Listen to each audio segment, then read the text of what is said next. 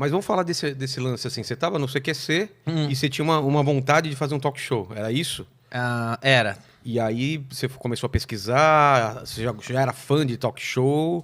Ou a partir daí você falou, cara, eu vou fazer um formato assim? Na verdade é o seguinte, cara, eu nunca fiquei acomodado e nem agora que eu tô no The Noite eu tô acomodado. Eu vivo criando várias coisas, sou igual você, crio várias coisas. Filme, série, quadrinho. Quando eu fui pro CQC, eu entrei, eu fiz um teste, eu era o único cara que tinha um contrato provisório lá. Ah, é? Meu único, todos os repórteres eram repórteres fixos contratados. Eles e o pessoal da bancada. Todos eles, menos eu. Eu era o único que tinha um contrato provisório, aí eu só tinha um contrato de 3 meses só, que eu ia fazer o repórter inexperiente, terminando eu tava na rua, que era um quadro só pra encher linguiça lá, até o programa engrenar. E que funcionava só até estrear, depois ninguém mais cairia nisso. Era mais pra encher linguiça, só que aí, a hora que eu vi, eu tava mandando e-mail pros caras não pôr 2 repórter inexperiente no mesmo dia, porque eu tinha medo porque fez muito sucesso.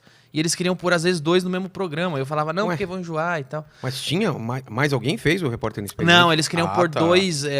eu tinha 2... 2 quadros no mesmo programa. Eles queriam começar a fazer isso, meu. Eu tenho um e-mail até hoje que eu mandei lá pro diretor falando pra não fazer, que vai estragar.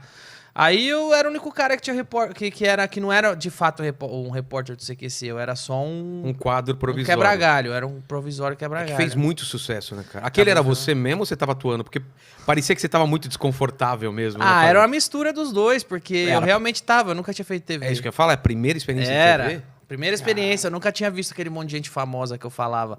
Então eu aproveitava que eu tava desconfortável sem saber o que fazer.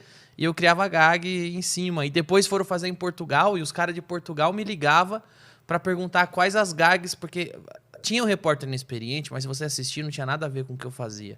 Lá em Portugal, você tá falando? Não, na Argentina tinha. Da onde veio o programa. Da onde veio o programa tinha, mas não tinha nada a ver com o que eu fazia.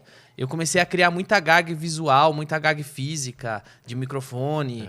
Cada um eu criava, assim como a gente escreve piada, eu escrevia a gag. Ah, é? Eu criava as gags pra cima. E aí acabou que gostaram. Aí me chamaram pra fazer uma experiência em Brasília. Aí eu fui. E na primeira vez que eu fui expulso. Você não conseguiu gravar ou gravou a expulsão? Na real, cara, a primeira vez que eu fiz repórter inexperiente foi com o Aguinaldo Timóteo. E eu fui expulso da Câmara dos Vereadores de São Paulo. Caralho. E aí eu pensei, fudeu, perdi meu emprego, perdi minha chance.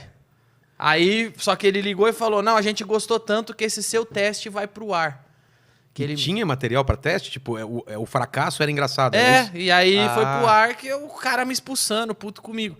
Aí passou os 3 meses de contrato, o Diego Barredo, que era o diretor do CQC, falou, vou fazer uma experiência com você, vou te mandar pra Brasília. Aí eu fui, primeira vez que eu fui expulso do Congresso. Por quê? Você lembra? Lembro, porque eu perguntei pro Arlindo Quinalha, que era do PT, que era o líder na época ele era o líder da Câmara dos Vereadores, ele era o líder do PT na Câmara, e eu perguntei pra ele sobre o Caixa 2. Tá.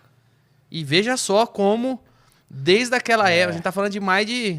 Falando de 2010? 2008. 2008? 2008, nós estamos falando de mais de 10 anos atrás. Veja como o PT era mimado pela imprensa.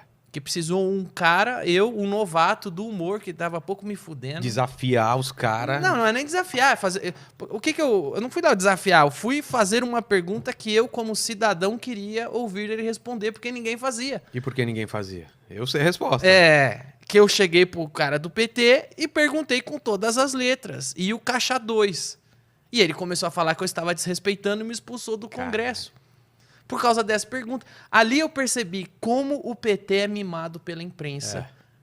Esta pergunta me expulsou. Ele estranhou que apareceu alguém fazendo esta pergunta para ele.